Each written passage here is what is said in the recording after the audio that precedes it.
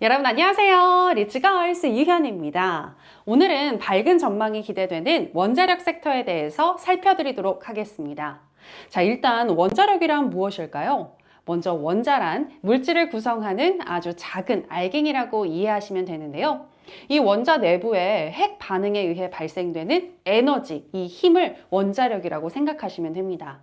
이 힘으로 증기를 생성해서 전기를 만드는 거죠. 기존의 화력 발전, 그러니까 석유나 석탄, 가스와 같은 화석 연료를 연소시켜서 만드는 거랑은 조금 차이가 있죠. 앞서 화석 연료에 반대되는 개념으로 신재생 에너지가 있는데요. 이 신재생 에너지로 전환을 하기 위해서 현재 많은 국가들이 노력을 하고 있는데, 현실적으로 신재생 에너지를 당장 활성화시키는 건 어려운 부분이 많습니다. 연구도 많이 필요하고요.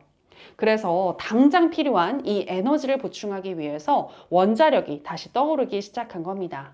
사실 일본 후쿠시마 원전 사고 이후 많은 나라에서 탈원전을 선언하기도 했지만, 탈원전을 선언한 독일의 경우 가정용 전기료가 이렇게 급상승하기도 했다고 해요.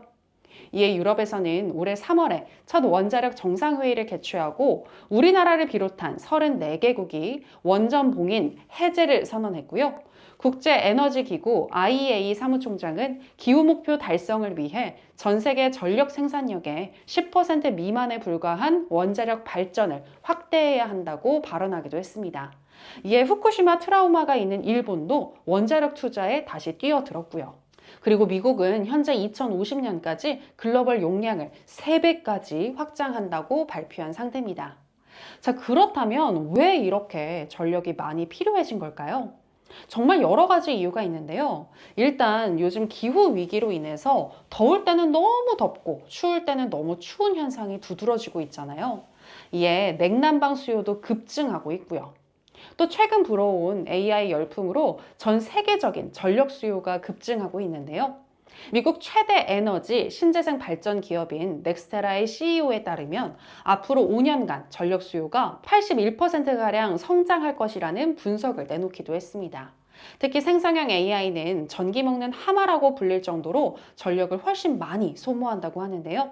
이에 AI 서버 기반 데이터 센터의 수요 증가율이 연평균 30% 내외에 이르고 있다고 합니다. 최근에 전기, 전력 관련주들이 많이 오른 것도 이런 이유 때문인 거죠. 또 이번 미국 대통령 후보인 바이든과 트럼프 모두 원전 확대에 대해서는 같은 입장을 보이고 있는데요.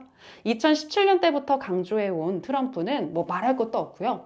바이든 역시 탄소 중립의 징검다리 역할로 원자력을 강조하고 있습니다. 한편 빌 게이츠는 이미 전력 부족에 대비하기 위해서 테라파워라는 소형 모듈 원자로 기업을 만들기도 했는데요. 현재까지 10억 달러 이상을 투자했는데 앞으로도 수십억 달러를 더 투자할 계획이라고 합니다. 여기서 잠깐 소형 모듈 원자로, 이 SMR이 요즘 많이 언급되고 있는데요. 무엇인지 궁금하신 분들 많으실 것 같습니다. 그냥 쉽게 생각하면 작게 축소한 원자로다, 이렇게 생각을 하시면 되는데요. 기존 대형 원전보다 출력은 작지만 사고 발생 위험이 낮고 건설 입지가 자유롭다는 장점이 있습니다. 자, 그렇다면 원자력 관련주에는 어떤 것들이 있을까요? 첫 번째는 두산 에너빌리티입니다. 두산중공업이 사명을 전환한 것으로 두산의 미래 먹거리를 책임지고 있는 기업인데요. 원자력뿐만이 아니라 신재생 에너지 등 에너지 분야에서 통합 솔루션을 제공하고 있습니다. 또 원전 메인 기기를 생산하기도 하지만 최근에 주목받고 있는 아까 말씀드린 소형 모듈 원자로, 이 SMR을 함께 개발하고 있는 기업이어서 SMR 관련주로도 언급이 되고 있는데요. 특히 SMR 관련 미국의 대장주는 뉴스케일 파워인데, 뉴스케일의 지분 투자 및 주요 기자재 제작에 있어서 협업하는 회사이기 때문에 우리나라 SMR 관련 대장주로 거론되기도 합니다. 두 번째는 우진엔텍입니다. 앞서서 두산 에너빌리티와 기술 제휴를 통해서 솔루션을 제공하는 기업인데요. 올 1월에 상장을 했는데 공모가 대비 600%가 넘는 오름세를 보이기도 했습니다. 원전 건설 후에 필수 절차라고 할 수 있는 시운전 장비부터 가동 정지 상태에서 분해 점검을 수행하는 계획 예방 정비 등 원전 발전소를 운영하는 데 있어서 핵심 기술을 보유하고 있다고 하니까요. 원자력 관련주로 빼놓을 수가 없겠죠. 세 번째는 에너토크입니다. 아랍에미리트 원전에 제품을 공급한 이력이 있는 회사인데요. 이 회사는 전동 액추에이터를 만드는 회사인데 이 액추에이터란 제품 설계나 제작에 있어서 고도의 기술과 투자가 들어가서 신규 업체의 시장 진입이 어렵다고 합니다.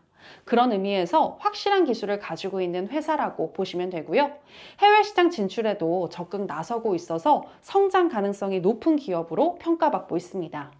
네 번째는 한전산업입니다. 한전산업은 1990년대에 설립이 되었고요. 국내 화력발전소와 원자력 발전소를 주로 담당하고 있는 기업인데요. 최근에 한국전력공사가 41조 원 규모 인도네시아 송전망 구축 사업을 추진한다는 소식에 높은 상승을 보인 적도 있습니다.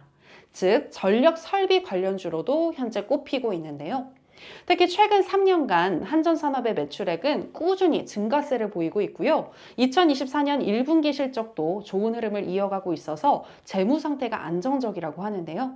기술적인 분석에서는 다소 저평가되어 있다는 분석이 나오기도 하니까요. 잘 살펴보시면 좋을 것 같습니다.